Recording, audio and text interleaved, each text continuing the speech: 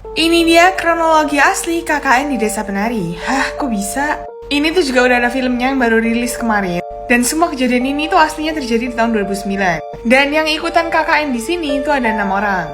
Nah, narasumber dari semua cerita ini tuh adalah salah satu orang dari ke-6 orang tersebut, yang bernama Nur.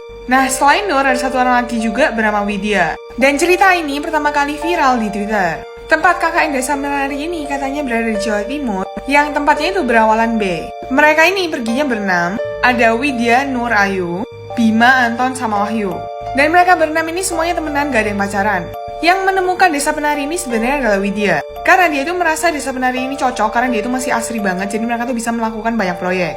Fast forward ke hari H mereka sampai. Jadi karena Desa Penari ini terpencil, jadi mereka tuh harus berhenti dulu pakai mobil di kota. Terus mereka harus pindah ke motor untuk masuk ke desa tersebut. Dan waktu mereka tuh naik motor mau masuk ke Desa Penari di tengah-tengah hutan, Nur itu tiba-tiba ngeliat seorang wanita cantik sedang menari di atas batu. Tatapan matanya tuh tajam banget dan dia itu cantik banget. Cewek ini tuh katanya melihat dan tersenyum kepada Nur. Dan waktu Nur ngeliat lagi, cewek itu udah gak ada.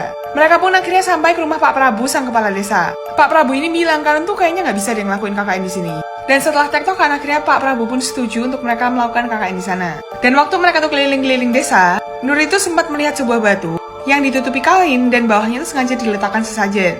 Dan di atas batu itu Nur melihat sebuah sosok hitam dengan mata picing, merah menyala. Sekujur badannya ditutupi rambut dan ada tanduk kerbaunya. Melihat hal itu Nur itu langsung bilang ke Ayu, ayo kita balik aja. Terus Nur ini juga melihat sebuah makam yang dikelilingi pohon beringin dan juga sesajen. Dari situ Nur ini langsung merasa gak enak badan dan dia itu minta izin untuk balik ke tempat penginapannya.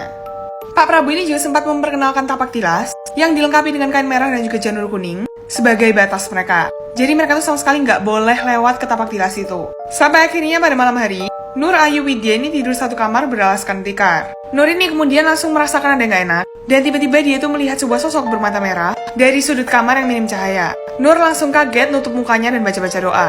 Namun tiap kali dia selesai membaca doa, suara kayu yang digebrak itu terus muncul. Setelah itu Widya pun ngajak Nur untuk mandi di sinden. Itu tuh kayak sebuah candi yang emang digunakan untuk mandi. Di sana Nur pun masuk untuk mandi duluan. Pas masuk di sana Nur itu langsung mencium bau amis kayak daging busuk. Dan waktu dia mandi, dia itu merasa kayak ada yang nyentuh badannya bersamaan dengan air yang mengalir. Setelah dia lihat, ternyata air dalam kendinya itu dipenuhi dengan rambut.